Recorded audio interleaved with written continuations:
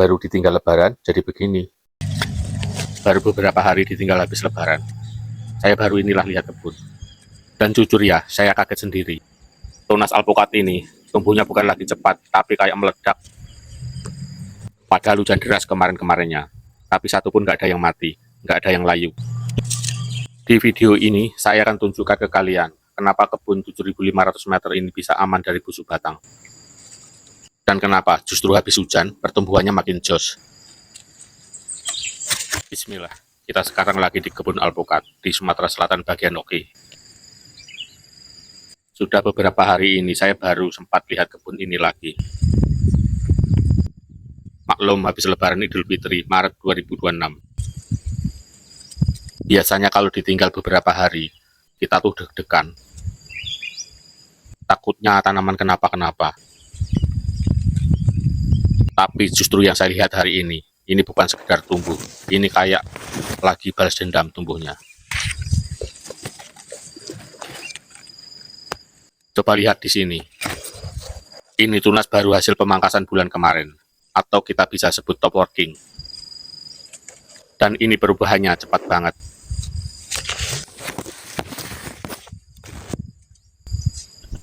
Tunas banyak daun turbus muda, warna mudanya kelihatan sehat, bahkan ada yang tinggi. Kalau tunas sudah berani keluar cepat kayak gini, itu tanda akar di bawah juga banyak akar baru.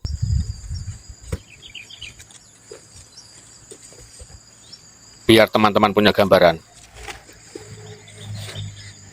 kebun luasnya hanya sekitar 7.500 meter, jumlah tanam ada 240 batang. Selain ini ada satu lagi, luas 2.500 meter di tempat lain. Yang ini jarak tanamnya kita pakai 6 x 5 meter. Yang arah ke sana, utara selatan, 5 meter. Yang arah ke sana, timur barat, 6 meter. Kenapa nggak sama? Atau dibalik ukurannya. 5 meter timur barat, 6 meter utara selatan. Karena di kebun itu kita bukan lawan teori, kita lihat arah sinar matahari serta kondisi alam. Sekarang kita bahas yang paling penting.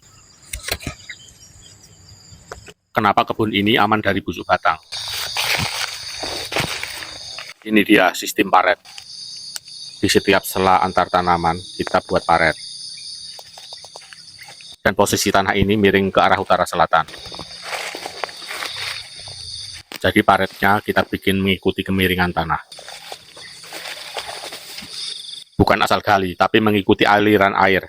Kalau tidak mengikuti aliran air, waktu hujan deras, paret akan penuh dan aliran akan kemana-mana. Bahkan mengalir ke dekat batang. Bahkan bisa menyapu pupuk yang baru kita berikan.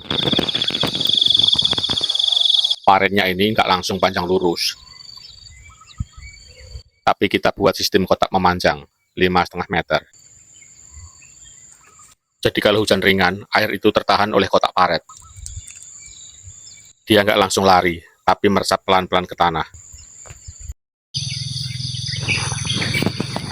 Sekarang bayangin, kalau hujan ringan, air itu ngumpul di paret, terus meresap ke tanah. Ini yang bikin akar nggak kekurangan air, dan hujan tidak terbuang sia-sia. Tapi kalau hujan deras, air itu tidak mengendap semua, dia langsung mengalir mengikuti jalur paret. Bahkan bisa melompati kotak-kotak tadi, karena setiap sekat dibuat rendah, berfungsi pembuangan air melimpah. Jadi mau hujan kecil atau hujan besar, air tetap punya jalan, bukan numpuk di akar dekat batang. Kadang orang mikir tanaman itu butuh air sebanyak-banyaknya. Padahal, yang bikin tanaman alpukat mati itu bukan kekurangan air, tapi kelebihan air. Dan sebaliknya, tanaman alpukat mati bukan karena kurang pupuk, tapi kekurangan air. Petani alpukat itu bukan sekedar nanam, tapi mengatur air. Karena air itu bisa jadi berkah, bisa juga jadi musibah. Makanya saya selalu bilang, kalau mau nanam alpukat, jangan fokus ke atas dulu. Fokus ke bawah, ke akar, ke air, ke tanah, ke rayap, dan semut. Kalau akar aman, Daun pasti berani tumbuh, tunas pasti berani keluar, tanaman pasti kuat. Ini bisa jadi pelajaran buat teman-teman, bahwa di kebun itu, yang sederhana justru yang paling penting. Kalau dari awal saya nggak salah, mungkin kebun alpukat ini sekarang sudah mati semua. Orang lihat ini seperti bonsai karena dipangkas, tapi nggak ada yang tahu, dulu malah hampir mati semua. Salah bibit, salah cara, batang busuk, mati layu, dan semua itu gara-gara satu hal, meremehkan ilmu. Dulu waktu awal tanam, pikiran saya sederhana banget. Yang penting tanam, kalau panen hasilnya sekian-sekian. Hitungannya cuma di ujung, bukan di proses. Ilmu, nanti aja. Akhirnya apa yang terjadi? Salah pilih bibit, tanaman gak sesuai harapan, kena penyakit, batang busuk, mati layu satu persatu. Di situ baru terasa, ternyata tanam alpukat itu gak semudah omongan. Kebun ini bukan gagal karena tanahnya jelek, tapi karena saya sendiri yang sok tahu. Dari situ saya mulai mikir, kalau terus begini, habis semua. Akhirnya belajar pelan-pelan, berbagai uji coba, lihat pengalaman orang. Dan akhirnya, tanah yang menimbun, akar dekat batang dibongkar, dikasih aliran air supaya lancar. Dan keputusan berat, top working ulang.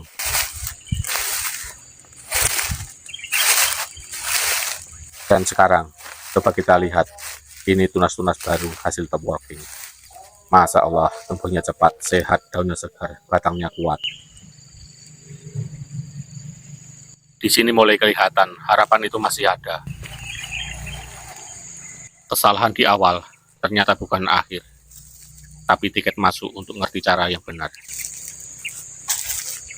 Ternyata di kebun juga, ilmu itu bukan tambahan, ilmu itu pondasi.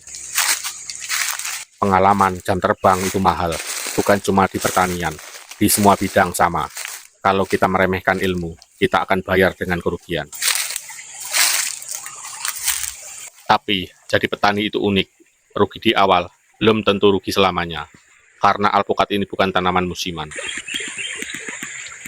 Sekali berhasil, dia bisa produksi bertahun-tahun, bahkan puluhan tahun.